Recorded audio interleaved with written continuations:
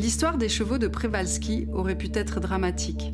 S'ils ont disparu à l'état sauvage en 1970, différents projets de réintroduction ont finalement permis de préserver cette espèce emblématique. Sortir les animaux des zoos et leur permettre de retrouver leur comportement et leurs compétences sociales a été l'objectif initial de l'association TAC, installée en Lozère. On va s'approcher un petit peu. Le centre de conservation de TAC est un lieu de recherche croisant l'étude comportementale, la biologie des chevaux et l'écologie du milieu de vie. Sébastien Carton de Gramont est régisseur du site depuis 1994. Avec son équipe, ils ont travaillé pendant 30 années en utilisant une méthode d'observation et permettant ainsi à ces chevaux de Przewalski un retour à la vie sauvage. Voilà, Églantine, donc c'était une petite jument qui est née au Villaret en 95. Avec cette jument, j'ai une histoire un peu particulière parce qu'en fait, elle a toujours recherché le contact avec l'homme.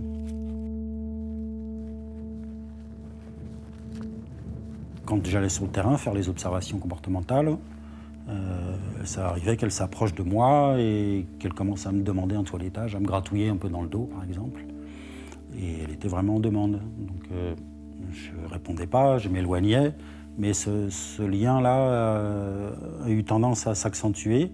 Et j'ai pu du coup travailler avec elle en l'utilisant parfois comme un individu je la laissais venir à moi. Et après, pour approcher un individu plus craintif, je pouvais m'approcher avec Églantine. Et elle m'a permis parfois d'observer d'autres chevaux qui avaient une blessure ou quelque chose que je voulais voir de près. Parce qu'avec elle, je pouvais rentrer dans le groupe et m'approcher des autres. Et donc au fil du temps, comme ça, c'est devenu un peu une collègue de travail. Et voilà, et parfois elle a pu m'aider aussi pour initier des déplacements, quand on voulait les changer d'enclos par exemple, ou pour faire des captures ou des choses comme ça. Donc voilà, c'était un peu un partenaire de boulot et voilà. Et du coup, c'est vrai que j'avais une petite affection particulière avec cette petite jument-là, qui est là, assez morte maintenant, mais voilà, qui a vécu pas mal de temps au Villaret et qui était une des premières pouliches nées ici sur le Causse.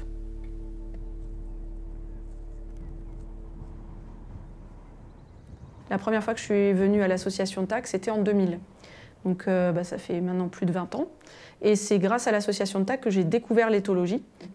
Et la particularité à notre association, c'est qu'on connaît chaque cheval, donc de son vivant. Et puis une fois qu'il est mort, le crâne, on sait quel était ce cheval, quel a été son vécu, les accidents de sa vie s'il en a eu, et aussi même sa personnalité. Voilà. On a des histoires à raconter pour chacun des chevaux qui a vécu ici. Nous, ils vivent en conditions, on dit semi-naturelles, dans le sens où il y a un enclos, on leur apporte de l'eau parce que sur le Causse-Méjean, il n'y a pas de rivière, elles sont dans les gorges plus bas. Il y a une surveillance, mais ils sont en autonomie quand même. Ils vont s'alimenter par eux-mêmes, ils vont affronter les saisons et aussi choisir leur partenaire, avoir une vie en fait de cheval comme en liberté, si ce n'est que ils sont restreints quand même dans un espace. Et on sait aussi la végétation qu'ils vont consommer, et donc ce n'est pas une alimentation artificielle. Au départ du projet, on assurait un suivi beaucoup plus important, où il y avait vraiment des observations comportementales tous les jours, enfin tous les 2 jours plutôt, matin et soir, en alternance sur tous les groupes, et ça pendant une bonne dizaine d'années. Voilà, de façon à récolter vraiment, on notait toutes les interactions entre individus, les proximités entre les individus, la composition des groupes. Alors depuis quelques années, on utilise une application sur un smartphone. On gagne du temps parce que quand on rentre au labo, on peut synchroniser les données et ça part directement dans la base de données. Et puis comme ça, on a certaines informations comme les positions GPS par exemple, qui en fin d'année ou après quelques mois peuvent facilement être exploitées. On a depuis le début du projet TAC conservé les crânes des chevaux. Alors au départ, pas forcément avec une idée très précise de ce qu'on allait en faire. Et puis la collection s'est agrandie parce qu'au fil des années, il y a des chevaux qui meurent. Et donc on a continué à conserver ces crânes-là. Comme des arthroses, des trucs comme ça. Quand le département a entendu qu'on avait ce type de collection, ils ont proposé de nous aider pour préserver ce matériel biologique en fait, qui peut être intéressant pour des chercheurs, puisqu'on l'avait déjà remarqué. Et donc c'est comme ça que de fil en aiguille, il y a eu un contact qui s'est fait et que du coup on a ce projet de recherche avec des crânes de chevaux dont on connaît l'histoire pour chacun. Donc ça permet d'avoir finalement une population de référence qui est assez unique par le suivi qu'on a eu de ces chevaux individuellement tout au long de leur vie. Si tu les as sélectionnés, c'est parfait parce que tu les as plus en tête que nous. Moi je les ai en tête, après je pense qu'il y en a des nouveaux en fait, que je ne connais pas bien mais qui sont bien aussi. Mais... D'accord. Alors le groupe des chevaux est relativement homogène au niveau de la morphologie, au niveau des caractères discrets, comme on dit, mais il y a des changements entre les différents taxons, entre les différents types de chevaux, dans les proportions osseuses ou dans les proportions dentaires. Et donc c'est ce que j'ai cherché à définir avec mon étude. Donc j'interviens en amont, avant que toute l'équipe fasse leur prélèvement pour leurs différentes disciplines, avec un objectif de mesurer notamment les dents. Je me suis focalisé sur l'étude des dents et d'observer leur morphologie pour la trentaine d'individus conservés ici à TAC.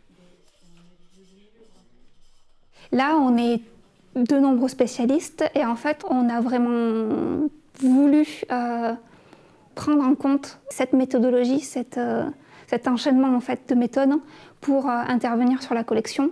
C'est pour ça qu'on a priorisé certaines personnes qui sont venues prendre par exemple des mesures en premier, les photos aussi avant qu'il y ait destruction, et après du moins destructif au plus destructif pour être sûr en fait, de ne pas perdre d'informations et de bloquer en fait, des analyses futures aussi sur cette collection. Sur mandibule, on l'a pris, je crois. Ouais. On l'a pris après. En fait, les dents, c'est vraiment le disque dur, en fait, la boîte noire en archéologie. C'est ce qui va vraiment nous permettre d'aller plus loin pour comprendre un animal et un site archéologique.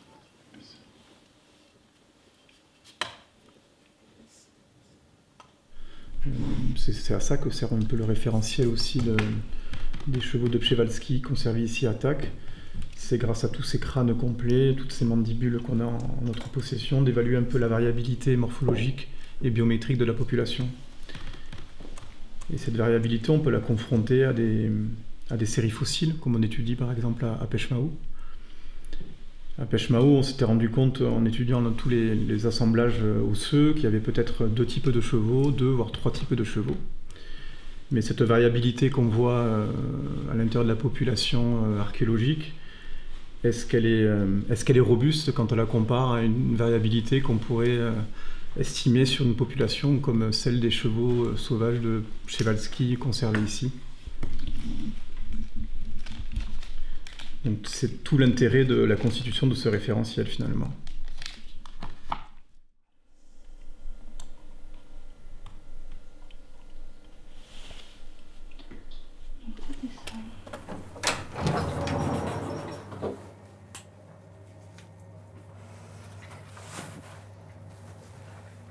Et quand on a pu, avec les différentes disciplines, croiser toutes ces méthodes sur une même collection, ça n'a jamais été fait, ça, en fait, de croiser des méthodes liées à la sémantochronologie, à l'usure dentaire, pour déterminer aussi l'alimentation des animaux, aux isotopes aussi, qui interviennent aussi également sur l'alimentation aussi de l'animal.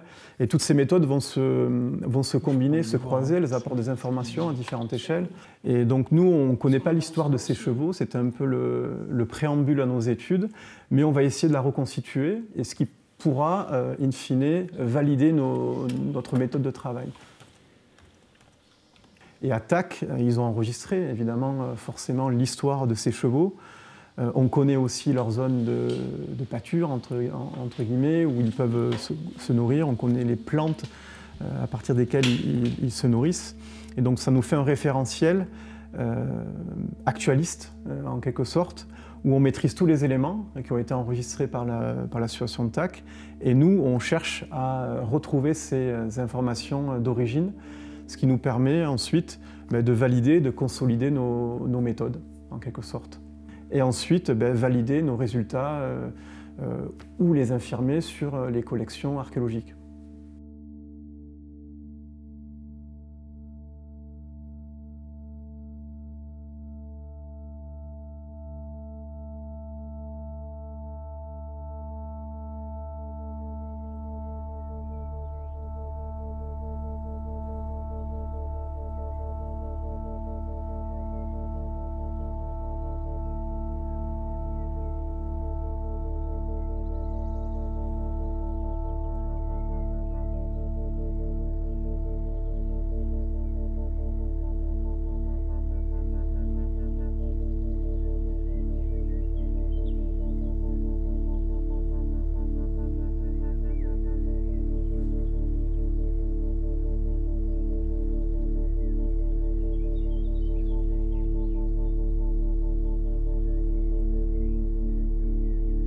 Les chevaux, on a leur histoire de vie, on a leur génétique, ils sont morts, on a leur crâne, et maintenant ils continuent à nous raconter encore des histoires. Et j'ai l'impression qu'ils n'ont pas fini de nous en raconter. Et des histoires auxquelles on ne s'attend pas du tout, ça semble pouvoir aller très loin sur des techniques de chasse, sur des périodes de chasse de populations humaines un peu anciennes, que ça puisse servir de collection de référence pour plein de recherches. Je trouve que c'est vraiment chouette que ça puisse être mis en valeur, quoi.